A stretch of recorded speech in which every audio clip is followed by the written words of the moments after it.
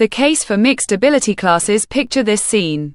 It's an English literature lesson in a UK school, and the teacher has just read an extract from Shakespeare's Romeo and Juliet with a class of 15-year-olds.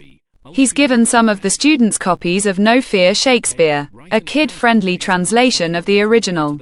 For 3 students, even these literacy demands are beyond them. Another girl simply can't focus, and he gives her pens and paper to draw with. The teacher can ask the No Fear group to identify the key characters and maybe provide a tentative plot summary. He can ask most of the class about character development, and 5 of them might be able to support their statements with textual evidence. Now 2 curious students are wondering whether Shakespeare advocates living a life of moderation or one of passionate engagement. As a teacher myself, I'd think my lesson would be going rather well if the discussion went as described above. But wouldn't this kind of class work better if there weren't such a huge gap between the top and the bottom? If we put all the kids who needed literacy support into one class, and all the students who want to discuss the virtue of moderation into another. The practice of streaming, or tracking, involves separating students into classes depending on their diagnosed levels of attainment. At a macro level, it requires the establishment of academically selective schools for the brightest students and comprehensive schools for the rest. Within schools, it means selecting students into a stream of general ability, or sets of subject-specific ability. The practice is intuitively appealing to almost every stakeholder. I have heard the mixed ability model attacked by way of analogy, a group hike. The fittest in the group take the lead and set a brisk pace, only to have to stop and wait every 20 minutes. This is frustrating, and their enthusiasm wanes. Meanwhile, the slowest ones are not only embarrassed but physically struggling to keep up. What's worse, they never get a long enough break. They honestly just want to quit. Hiking, they feel, is not for them. Mixed ability classes bore students, frustrate parents, and bum out teachers. The brightest ones will never summit Mount Komalangma, and the stragglers won't enjoy the lovely stroll in the park they are perhaps more suited to. Individuals suffer at the demands of the collective, mediocrity prevails.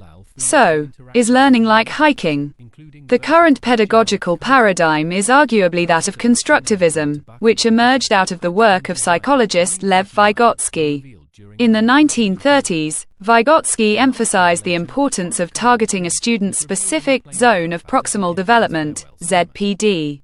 This is the gap between what they can achieve only with support, teachers, textbooks, work examples, parents and so on, and what they can achieve independently. The purpose of teaching is to provide and then gradually remove this as scaffolding, until they are autonomous. If we accept this model, it follows that streaming students with similar ZPDs would be an efficient and effective solution. And that forcing everyone on the same hike, regardless of aptitude, would be madness. Despite all this, there is limited empirical evidence to suggest that streaming results in better outcomes for students. Professor John Hattie, director of the Melbourne Education Research Institute, notes that tracking has minimal effects on learning outcomes. What is more, streaming appears to significantly, and negatively, affect those students assigned to the lowest sets.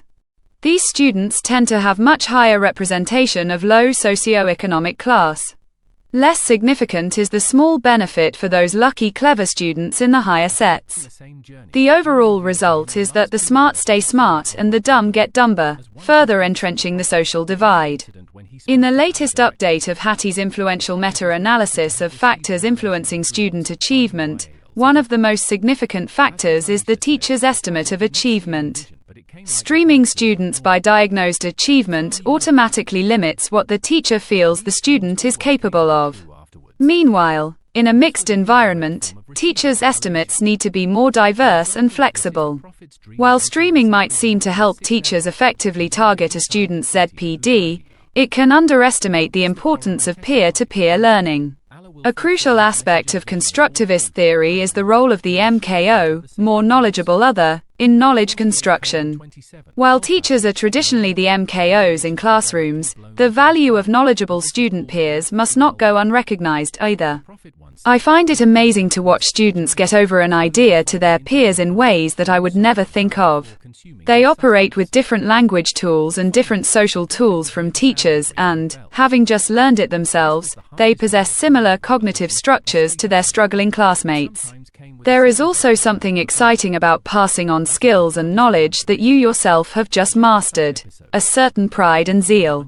A certain freshness to the interaction between teacher and learner that is often lost by the expert for whom the steps are obvious and the joy of discovery forgotten.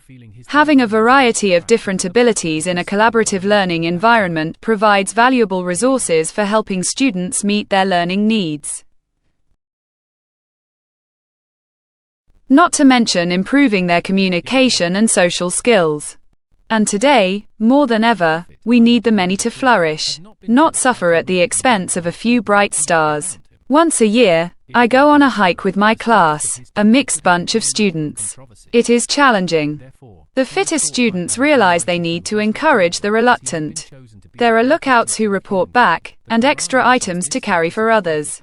We make it, together.